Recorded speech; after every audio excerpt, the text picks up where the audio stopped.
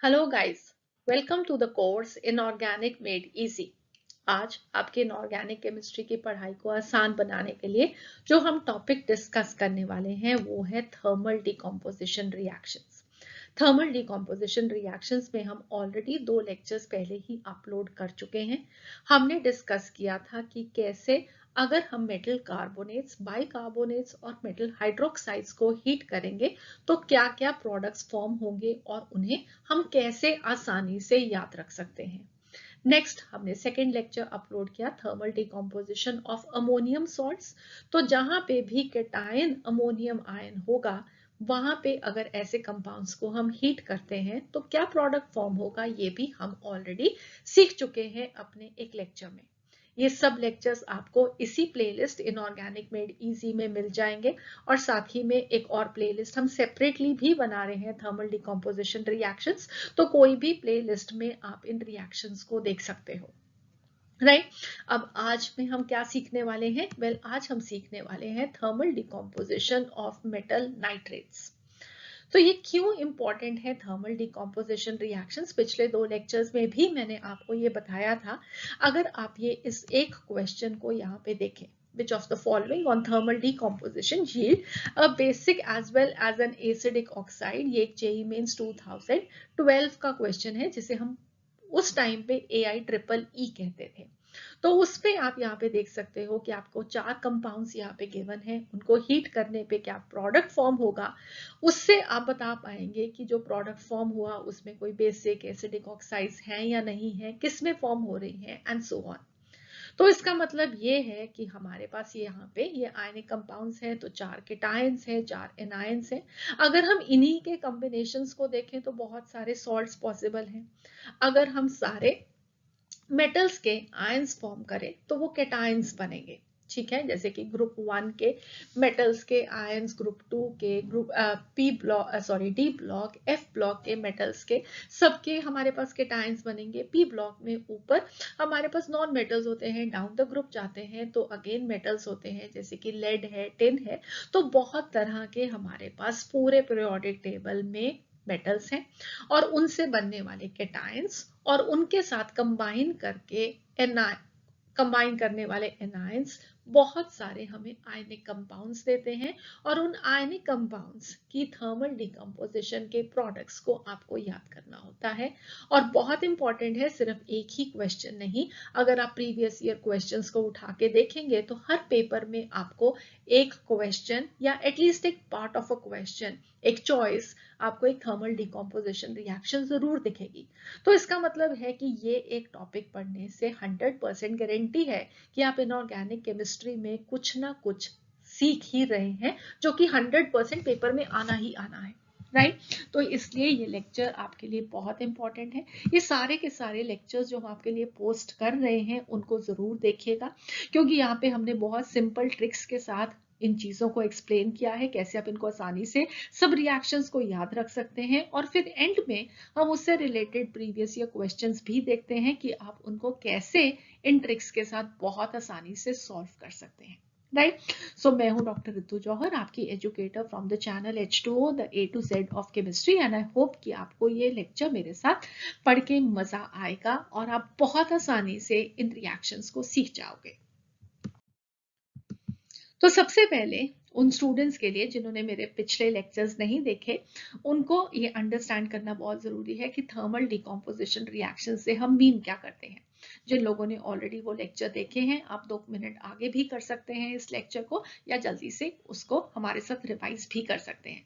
तो थर्मल का मतलब है हीट, डिकम्पोजिशन का मतलब है ब्रेक डाउन। इसका मतलब है कि हम एक कंपाउंड को लेंगे, उसे हीट करेंगे और वो हीट करने पे ब्रेक डाउन करेगा, टूट जाएगा और 2 या 2 से ज्यादा कंपाउंड्स को फॉर्म करेगा। ऐसी रिएक्शंस को हम बोलते हैं thermal decomposition reactions. For example आज हम नाइट्रेट्स पढ़ने वाले हैं, तो लिथियम नाइट्रेट को जब हम हीट करते हैं तो हमें मिलता है लिथियम ऑक्साइड, NO2 और ऑक्सीजन। तो हमारे पास एक कंपाउंड को हीट करने पे 3 प्रोडक्ट्स फॉर्म हुए। ऐसी रिएक्शन को हम बोलते हैं थर्मल डिकम्पोजिशन रिएक्शन। तो इंपॉर्टेंट यहाँ पे क्या है कि सबसे पहले रिएक्टेंट सिर्फ एक ही होगा इस रिएक्शन में। राइट और उस रिएक्टेंट को तोड़ने के लिए हमें क्या चाहिए है, एनर्जी चाहिए है। क्यों एनर्जी चाहिए है, क्योंकि जो भी एटम्स प्रेजेंट हैं उस कंपाउंड के अंदर उनके बीच में कुछ बॉन्ड्स प्रेजेंट हैं, उन बॉन्ड्स को तोड़ने के लिए एनर्जी चाहिए। तो ये रिएक्शंस हमेशा एंडोथर्मिक रिएक्शंस होगी, जिनके लिए हमें एनर्जी को सप्लाई करना पड़ेगा। और अगर एनर्जी को हम हीट के फॉर्म में सप्लाई करते हैं तो वेल वो क्या बन जाएगी, थर्मल डिकम्पोजिशन रिएक्शन। तो अब हम सीखते हैं thermal decomposition of metal nitrates. तो मेटल नाइट्रेट्स में मेटल फॉर्म करेगा केटायन और नाइट्रेट होगा एनायन। तो जैसे हमने पहले ही कहा कि बहुत सारे मेटल्स हैं पीरियोडिक टेबल में, तो उन सबके नाइट्रेट्स की थर्मल डिकम्पोजिशन रिएक्शंस को सीखने के लिए बहुत सारी रिएक्शंस याद करनी पड़ेंगी? नहीं, बहुत ही कम। अभी आपको बताती हूँ कैसे। तो आपको करना क्या है, मेटल्स को हम 3 क्लासेस में डिवाइड करेंगे, क्लास 1, क्लास 2 और क्लास 3।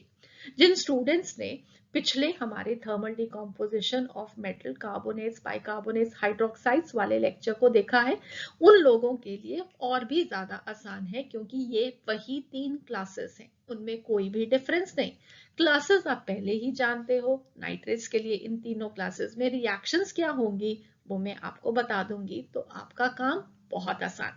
बस जो लोग पहली बार देख रहे हैं, हम जल्दी से इन 3 क्लासेस में मेटल्स को डिवाइड करते हैं। सबसे पहली क्लास है ग्रुप 1 के metals, that is alkali metals except lithium. तो लिथियम को छोड़ के ग्रुप 1 में कौन से मेटल्स होंगे, सोडियम, पोटाशियम, रुबीडियम और सीजियम। उन सबको हम क्लास 1 में रख देंगे, ठीक है। उसके बाद क्लास 2 में सारे के सारे मेटल्स एक्सेप्ट जो कि क्लास 1 में हमने रखे हैं और क्लास 3 में हम रखने जाने वाले हैं, ठीक है। उन सबके अलावा जितने भी मेटल्स हैं उन सबको, चाहे वो लिथियम हो, चाहे वो ग्रुप 1 2 के मेटल्स हो, that is beryllium, magnesium, calcium, strontium, barium.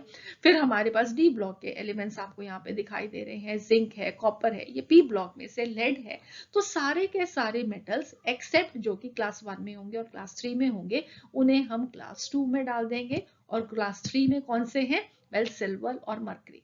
Please do remember कि सिल्वर और मरकरी के साथ 2 मेटल्स और हैं, वो है गोल्ड और प्लेटिनम, जो कि नोबल मेटल्स हैं। उनके बहुत सारे सॉल्ट्स नहीं बनते हैं, इसलिए हमने उनको यहाँ पे नहीं लिखा है। इन केस कोई भी ऐसे लेक्चर्स में हमारे पास ऐसे कंपाउंड्स होंगे जो कि गोल्ड और प्लैटिनम के भी बनते होंगे, तो उनके लिए भी जो रिएक्शंस होंगी बिल्कुल वैसे ही होंगी जैसे कि सिल्वर और मरकरी के लिए होगी, ठीक है। तो ये आप याद रखोगे। तो सिल्वर, मरकरी, गोल्ड, प्लैटिनम और साथ ही में क्लास 1 के अल्कली मेटल्स एक्सेप्ट लिथियम, इन सब को छोड़ दो तो क्लास 2 बन जाएगी आपकी मेटल्स की। और उसके बाद आपको सीखना होगा उनके नाइट्रेट्स के लिए थर्मल डिकम्पोजिशन के प्रोडक्ट्स क्या होंगे। बट बिफोर दैट आपको इन्हें याद रखने के लिए भी 3 क्लासेस को मैं एक ट्रिक बताने वाली हूँ, पिछले लेक्चर में भी बता चुकी हूँ, और बहुत आसान ट्रिक है क्योंकि उस ट्रिक को आप ऑलरेडी पहले ही जानते हो।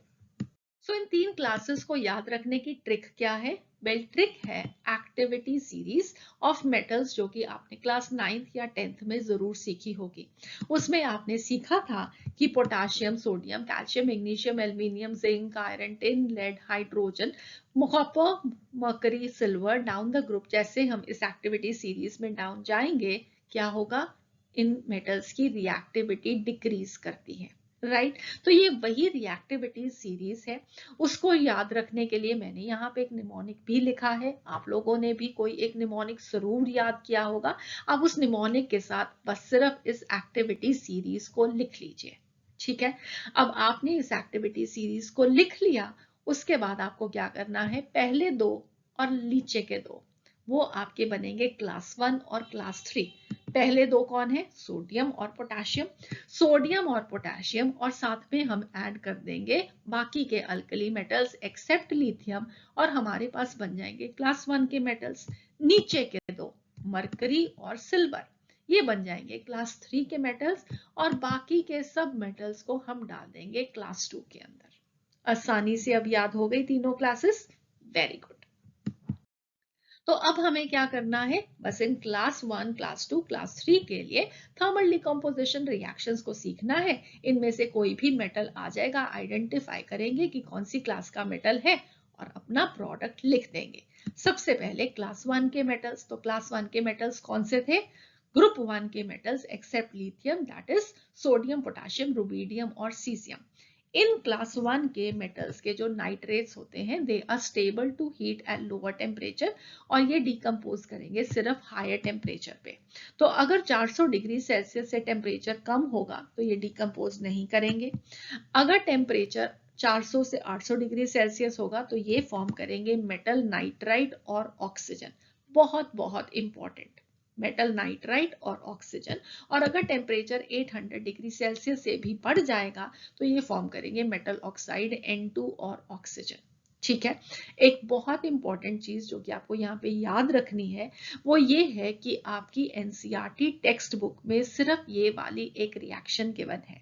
ठीक है, तो इन केस अगर वहां पे कोई भी टेम्परेचर मेंशन्ड ना हो और क्लास 1 के मेटल का नाइट्रेट का डिकम्पोजिशन आपको बताना है तो उसमें आपको ये वाली ही रिएक्शन लिखनी है, यही प्रोडक्ट्स लिखने हैं, और कुछ नहीं सोचना कि डिकम्पोजिशन होगी या नहीं होगी, ज्यादा होगी कम होगी, क्या बनेगा प्रोडक्ट। सिर्फ आपको अगर टेम्परेचर मेंशन्ड नहीं है तो आपको क्लास 1 के मेटल नाइट्रेट्स के लिए डिकम्पोजिशन प्रोडक्ट्स क्या लिखने हैं? मेटल नाइट्राइट और ऑक्सीजन। फॉर एग्जाम्पल अगर हम पोटेशियम नाइट्रेट लें तो no decomposition below 400 degree Celsius, 400 से 800 degree Celsius KNO2 potassium nitrite और ऑक्सीजन बनेगा।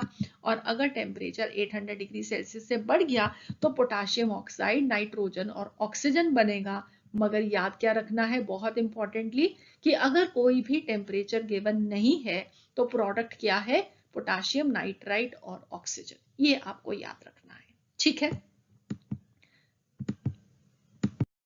नेक्स्ट अब हम मूव करते हैं क्लास 2 के मेटल नाइट्रेट्स पे। तो क्लास 2 कौन सा था? क्लास 1 और क्लास 3 को छोड़ना है, बाकी कोई भी मेटल आ जाए उसका कोई भी नाइट्रेट आपको गिवन है तो उसके डिकम्पोजिशन पे आपको मिलेगा मेटल ऑक्साइड NO2 और साथ में ऑक्सीजन। ठीक है, मेटल ऑक्साइड NO2 और ऑक्सीजन। और NO2 एक रेडिश ब्राउन गैस है या एक ब्राउन गैस आपको एज अ हिंट मिला हो सकता है कॉम्प्रिहेंसिव कॉम्प्रिहेंशन वाले पैसेजेस में, ये बहुत फ्रिक्वेंटली आस्क्ड क्वेश्चन होता है। तो NO2 एक रेडिश ब्राउन कलर का गैस है। तो अगर आपको मेटल नाइट्रेट को हीट करने पे एक रेडिश ब्राउन कलर की गैस मिल रही है तो वो कौन सी है? वेल, क्लास 2 तो है ही है। क्लास 3 अभी देखेंगे क्योंकि क्लास 1 में NO2 गैस नहीं बनी थी। ठीक है, I hope this is clear.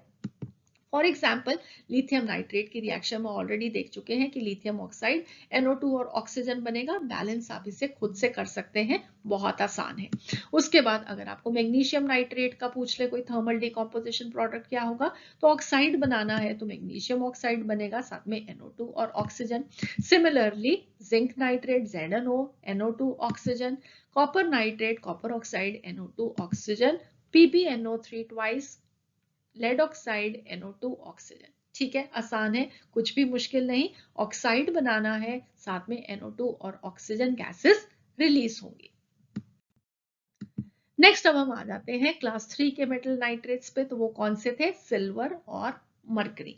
इनको डिकम्पोज करने पे क्या मिलने वाला है? मेटल मिलेगा, ऑक्सीजन मिलेगी और NO2 गैस मिलेगी। अगेन ऑक्सीजन गैस है, NO2 एक रेडिश ब्राउन कलर की गैस है, ये आपको याद रखना है। और ये दो मेटल्स हैं जिन्हें हीट कर, मेटल के नाइट्रेट्स हैं जिन्हें हीट करने पे आपको मेटल मिलेगा। और किसी को भी हीट करने पे आपको मेटल नहीं मिला था, इन दोनों को हीट करने पे आपको मेटल मिलेगा। राइट, तो सिल्वर नाइट्रेट को हीट किया तो सिल्वर मिलेगा, ऑक्सीजन और NO2 गैस बनेगी। और अगर हमारे पास मरकरी नाइट्रेट होगा तो मरकरी, ऑक्सीजन और NO2। इसको भी आप बहुत आसानी से याद ये रख सकते हैं कि क्लास 2 में ऑक्साइड बना था, हमारे पास क्या बना था? मेटल का ऑक्साइड बना था। राइट, तो मेटल का ऑक्साइड सिल्वर और मरकरी के लिए अनस्टेबल होता है, इसलिए क्या करता है ये मेटल ऑक्साइड? आगे मेटल और ऑक्सीजन में ब्रेक कर जाता है। तो मेटल और ऑक्सीजन बना, पहले ऑक्सीजन और NO2 पहले ही था, तो टोटल मिला के आपके पास क्या बनेगा? मेटल, ऑक्सीजन और NO2। ये इसमें प्रोडक्ट्स बने। सिल्वर और मरकरी के केस में बिल्कुल ऐसे ही हमने कार्बोनेट्स और हाइड्रोक्साइड्स के लिए भी यही सीखा था कि उस केस में सिल्वर और मरकरी के केस में मेटल और ऑक्सीजन बनेगा, कार्बोनेट्स के केस में कार्बन डाइऑक्साइड बनेगा, हाइड्रोक्साइड्स के केस में वाटर फॉर्म होगा। सो आई होप ये अब आपको बहुत सारी रिएक्शन इस आसान सी ट्रिक के साथ याद रहेंगी।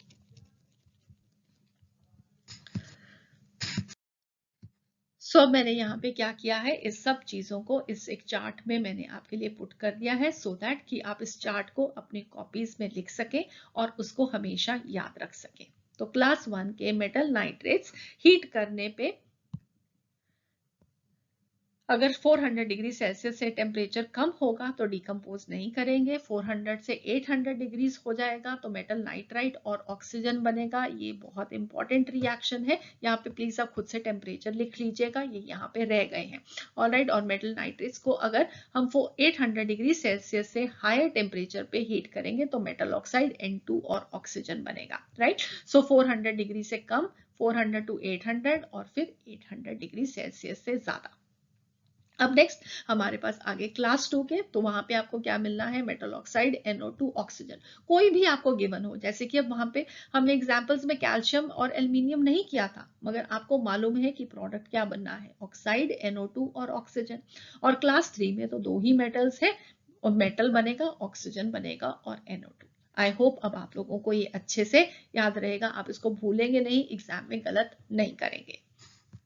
तो अब चलिए हम अपनी इस नॉलेज को टेस्ट करें, कैसे हमने ये ट्रिक्स के साथ ये जो नाइट्रेट्स की थर्मल डिकम्पोजिशन सीखी है वो हमें कैसे हेल्प करेगा previous year questions on thermal decomposition को आसानी से करने में। क्वेश्चन नंबर 1, पहले आप खुद से ट्राई करना और फिर ही आंसर देखना। Which one of the following nitrates will leave behind a metal on strong heating? ये AIEEE 2003 का क्वेश्चन है, दैट मीन्स जेई मेंस का पहले वाला। ठीक है, copper nitrate, manganese nitrate, silver nitrate, ferric nitrate. तो पहले खुद से अपना आंसर चूज करो और फिर हम डिस्कस करेंगे।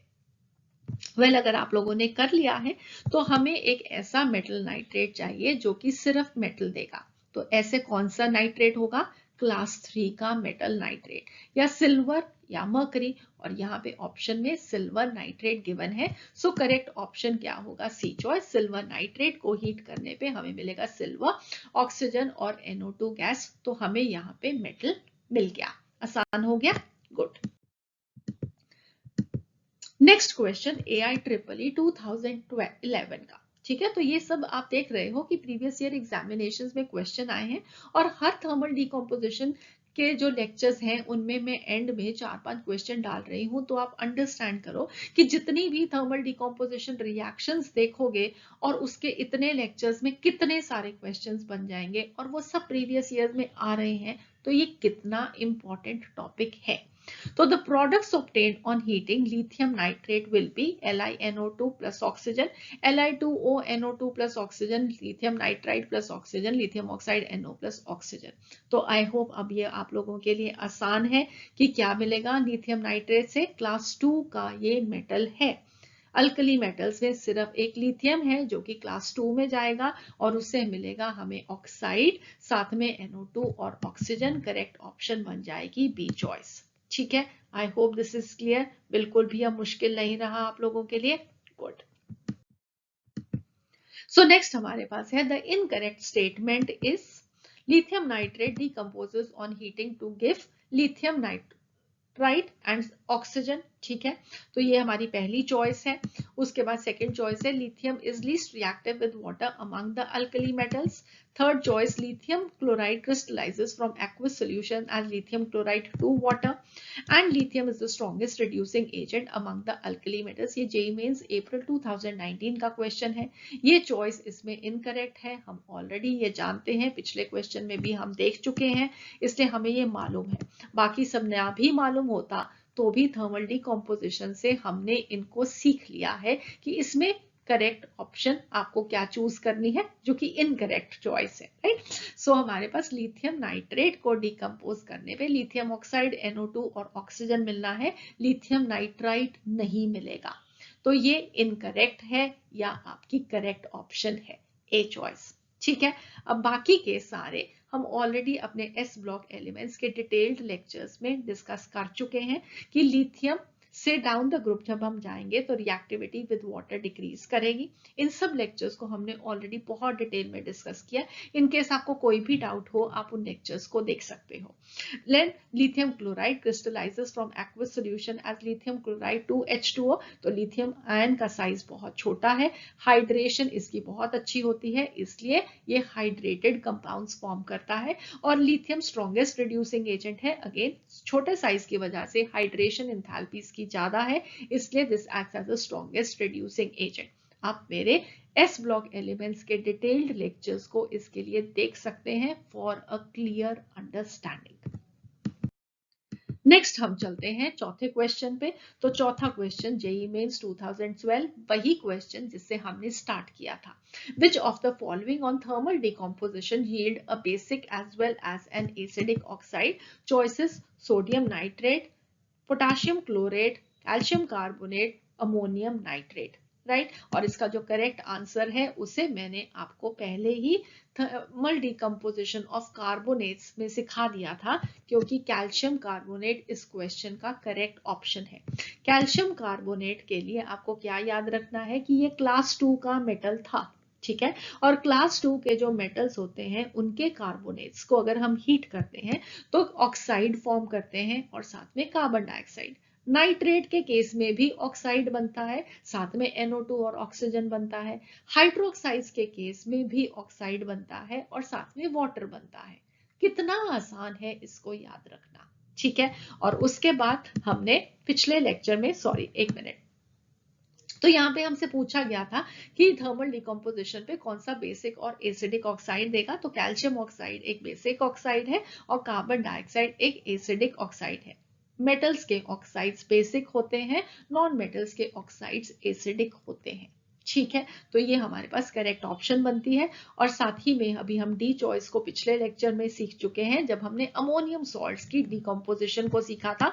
तो उसका प्रोडक्ट क्या बनेगा, अमोनियम नाइट्रेट को हीट करने पे N2O और वाटर। इसको कैसे याद रखते हैं, अगेन बहुत आसान ट्रिक्स के साथ मैंने पिछले लेक्चर में सिखाया है, प्लीज डू वॉच दैट, ठीक है।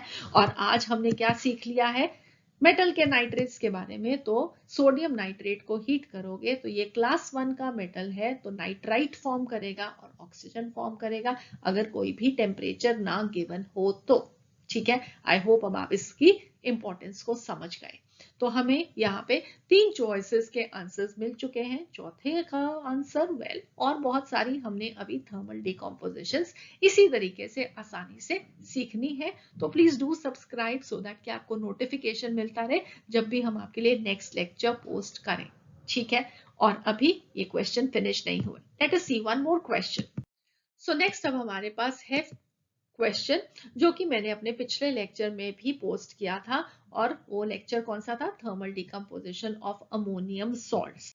तो क्वेश्चन क्या है, on heating compound A gives a gas P which is a constituent of air. This gas when treated with H2 in the presence of a catalyst gives another gas C which is basic in nature. A should not be। और ये JEE में सितंबर 2020, सितंबर 2020, 2019, 2012, 2011, 2003 सिर्फ nitrates में से आप question ले रहे हो। अमोनियम सॉल्ट्स के भी मैंने क्वेश्चन दिखाए, कार्बोनेट्स के भी मैंने आपको क्वेश्चन दिखाए।